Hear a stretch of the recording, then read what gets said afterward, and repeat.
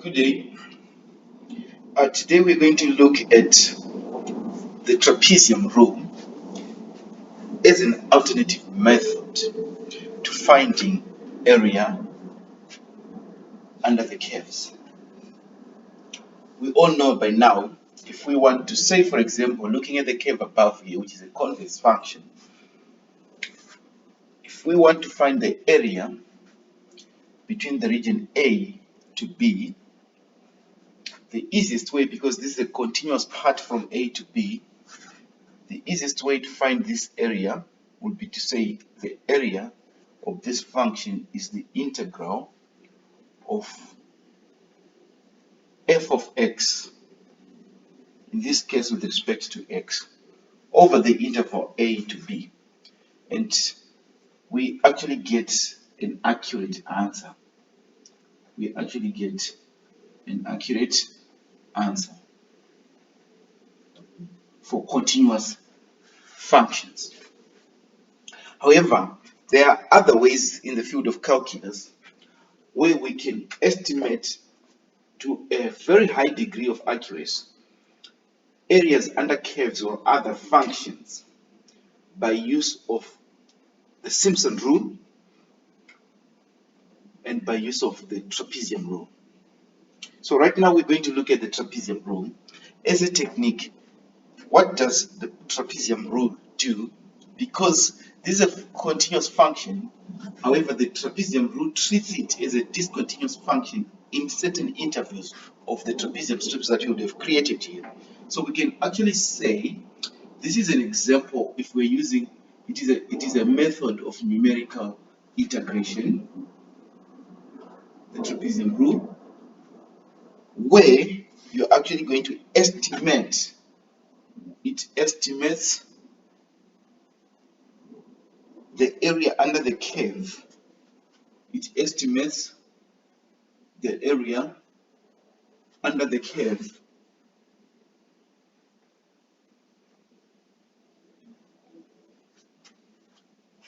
by calculating the areas of trapezium strips, by calculating the areas of trapezium strips.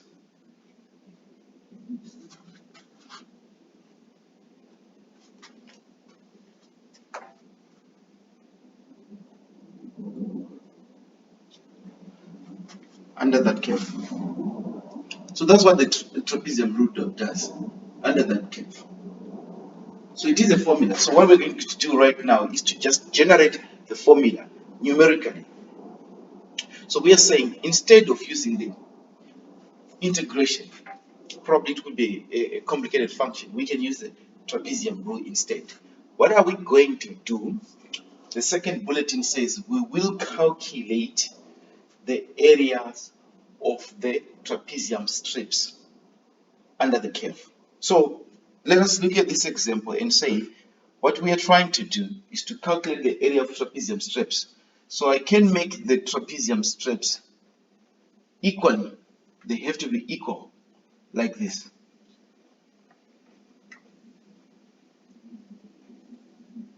They have to be equal like this. So we've got trapezium strips that are 1, 2, 3, 4, 5, 6, 7, 8, 9, under from between A to B. So what we understand here is each is a trapezium. As you can see, the trapezium. Obviously, this is not going to be an accurate. That's why we say it's an estimate. Because if I draw this trapezium like this, you can agree with me. I'm looking for one that will actually, my convex shape. I'm actually saying, if you check under this trapezium, there is another portion that is in blue there, that is left, suggesting that every trapezium that is under this curve is actually below the curve, and it is an underestimate because this is the convex shape. So we'll actually be left with very small parts that are not accounted for as we calculate the area under this curve using the trapezium rule. So the calculus behind this is, if we want to make this an accurate formula, we actually have to make the strips quite very small to avoid having an overestimate areas here, underestimate areas here, because the more the strip becomes smaller, the more this area on the convex is reducing as well. So what we are going to say right now is, if this is this point here, if I choose to call this point here x naught, I'll have this as x1, I'll have this as x2, I'll have this as x3, I'll have this as x4.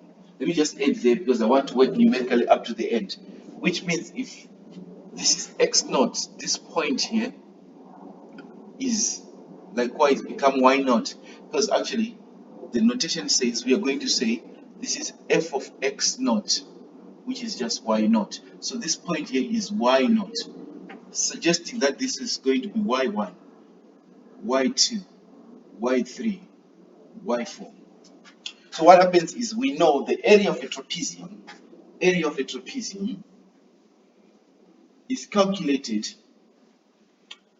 We're not proving that area of a trapezium, we are proving the trapezium rule here. So the area of a trapezium is equal to half the sum of the parallel sides times the height. So if we carefully look at this, let's look at this first trapezium here. The parallel sides will be this side and this side, and the height will be this part here, which is just x1 minus x0. We can choose to call it h. What does that tell us? We've got h strips here up until we get to b. So the area of just one trapezium, so the area of one trapezium here is actually equal to half, which is half the parallel sides a and b is going to be y naught and y1. So it's going to be y naught plus y1 times x naught minus x1, which is just h, like this. That's the area of one trapezium. But we are going to add all the trapezium, second trapezium, third trapezium, fourth trapezium, fifth trapezium, dot, dot, dot, until we get to the nth trapezium. So how do we present that argument? This is how the formula is constructed. So it is going to look like this. So the area is approximately equal to, the area of this curve from A to B, which is known as from A to B of f of x dx, is approximately equal to. So we are going to say it is equal to the first trapezium, which is calculated as half. Let me just put h here.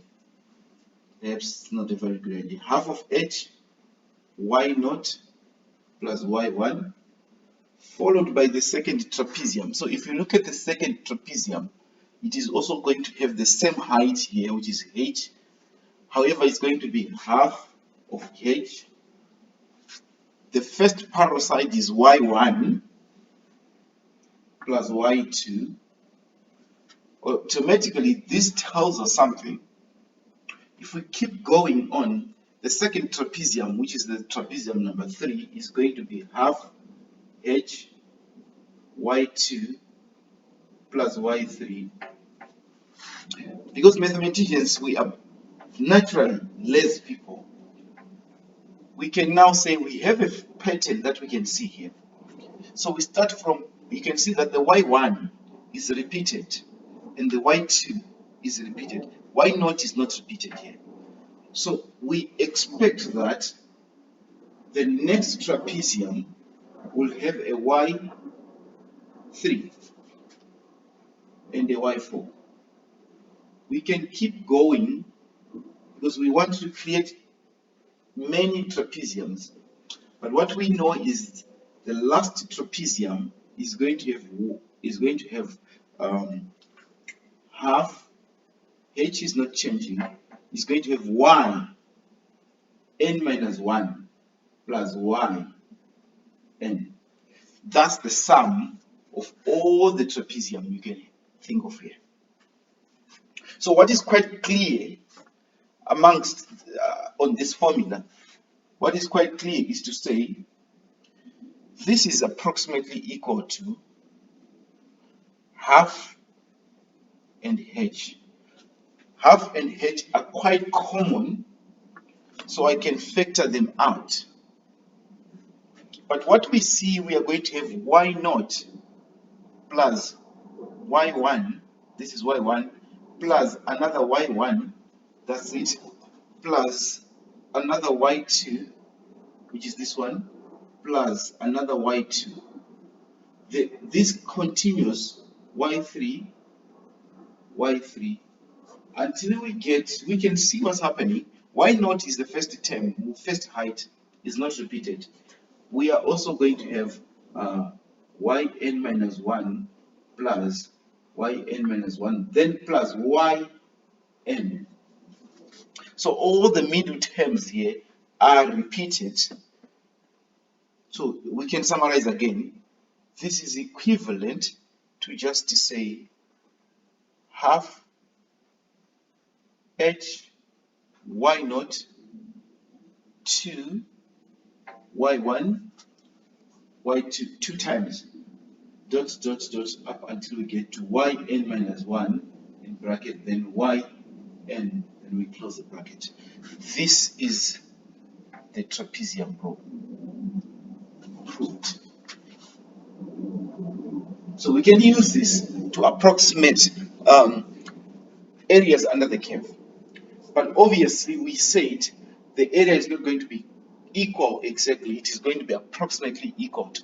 It depends whether it's going to be an overestimate or underestimate. From the curve above, we've established that the areas that we can find of this, all these trapeziums here, they will create an underestimate because of the spaces left here.